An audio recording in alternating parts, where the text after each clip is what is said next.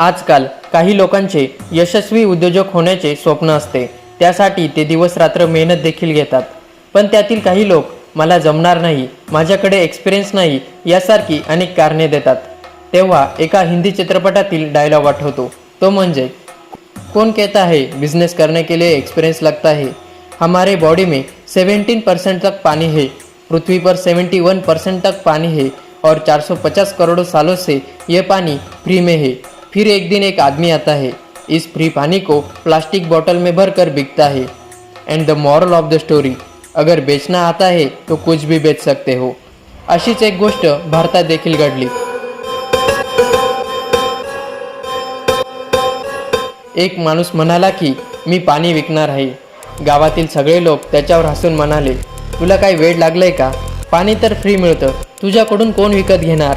तरीसुद्धा त्या माणसाने कुणाचे ऐकले नाही आणि बाटलीबंद पाणी विकायला सुरुवात केली आणि करोडो रुपये कमावले.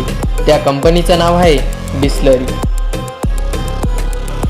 आणि तो माणूस म्हणजे रमेश चव्हाण. नमस्कार, आपण पाहतात मराठी यशोगाथा. चला तर मग रमेश चव्हाण यांच्याविषयी अधिक माहिती जाणून घेण्याचा प्रयत्न करूया.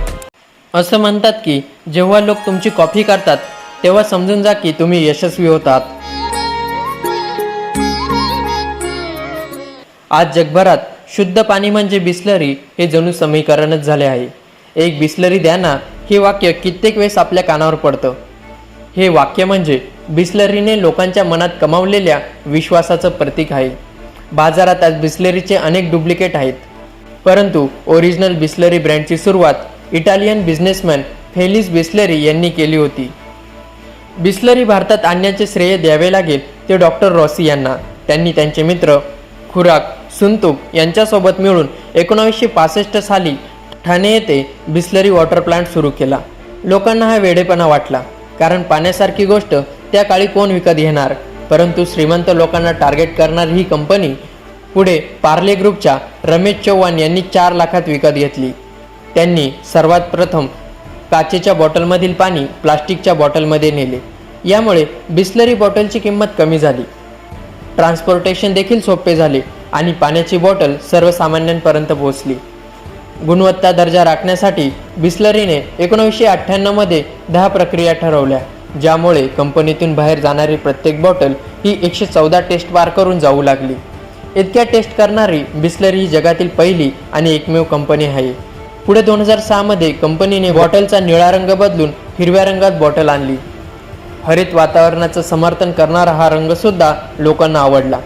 त्याचसोबत 2017 मध्ये आपल्या बॉटलवर मराठी, गुजराती, पंजाबी, तमिळ अशा प्रादेशिक भाषांमध्ये बिसलरीचे नाव लिहून प्रत्येक प्रांतातील लोकांना बिसलरीने आपलेसे केले. रमेश चव्हाण यांनी 40 वर्षात कंपनीची धुरा यशस्वीपणे सांभाळली. पुढे 2019 मध्ये त्यांनी ही जबाबदारी त्यांच्या मुलीकडे सोपवली. 2020च्या लॉकडाऊनमध्ये कंपनीने Bisleri at door step he home डिलिव्हरीची व्यवस्था देखील सुरू केली होती.